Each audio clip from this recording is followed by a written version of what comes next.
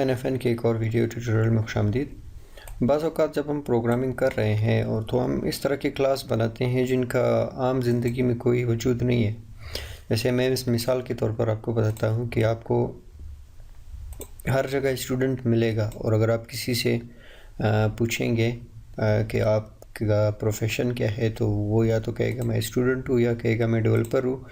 आपको कोई ऐसा नहीं मिलेगा कि या आप किसी फ़र्ज़ करें कि आप किसी पार्टी में जाते हैं और वहाँ पर आपको बताया जाता है, या आप किसी दफ़्तर में काम करते हैं तो आपका बॉस आपको बताता है कि आप ऐसे करो, इस पार्टी के लिए 10 स्टूडेंट और 5 डेवलपर और 6 ह्यूमन को इनवाइट करो। तो ज़ाहिर सी बात है, ह्यूमन तो सबको हर कोई है, लेकिन ह्यूमन एज ऑब्जेक्ट एग्जिस्ट नहीं करता। या तो वो स्टूडेंट होगा या तो वो डेवलपर होगा। तो हम क्या आम ज़िंदगी में हम ये जानते हैं कि हम इस तरह का कोई ऑब्जेक्ट नहीं देखना चाहते हैं जो सिर्फ़ और सिर्फ ये कहे कि मैं ह्यूमन हूँ। ह्यूमन तो हर कोई है, लेकिन उसका कोई पेशा होगा। तो जावा में भी इसी तरह है कि हम चाहते हैं कि किसी क्लास का ऑब्जेक्ट ना बने, तो हम उस क्लास को क्या कहते हैं, उसको हम एब्स्ट्रैक्ट क्लास कहते हैं। एब्स्ट्रैक्ट मतलब ख़याली, हवाई, जिसका कोई आम ज़िंदगी में कोई वजूद ना हो लेकिन हर कोई उसे जानता हो, एब्स्ट्रैक्ट। तो हम एब्स्ट्रैक्ट एक क्लास बनाते हैं इस ह्यूमन को। हम क्या करते हैं, हम यहाँ पर लिखते हैं पब्लिक एब्स्ट्रैक्ट क्लास ह्यूमन। अब इस तरह लिखने से और इसके बाद इसके किसी एक फंक्शन को एब्स्ट्रैक्ट बनाने से ये क्लास एब्स्ट्रैक्ट बन जाएगी और इसका कोई ऑब्जेक्ट किसी भी जगह पर किसी मेन क्लास में या किसी फंक्शन में नहीं बना पाएंगे। तो मैं इसको हम कैसे करते हैं, हम यहाँ पर पब्लिक एब्स्ट्रैक्ट वर्ड स्पीक और इसकी ये जो बॉडी है इसको ख़त्म करके यहाँ पर एक सेमी कॉलन दे देते हैं।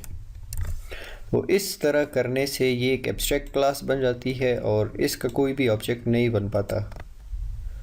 अगर आपको यकीन नहीं है तो मैं इसका एक ऑब्जेक्ट बनाकर आपको दिखाता हूँ। मैं यहाँ पर लिख दूँगा ह्यूमन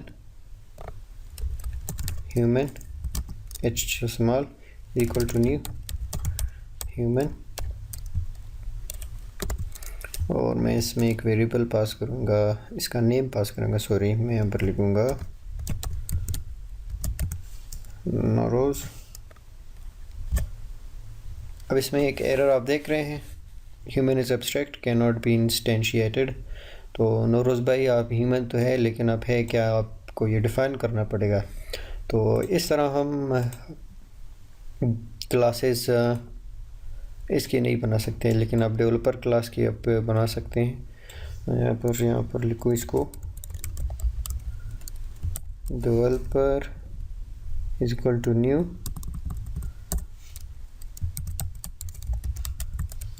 डेवलपर। मैं इसको अच्छा सा नाम दूंगा।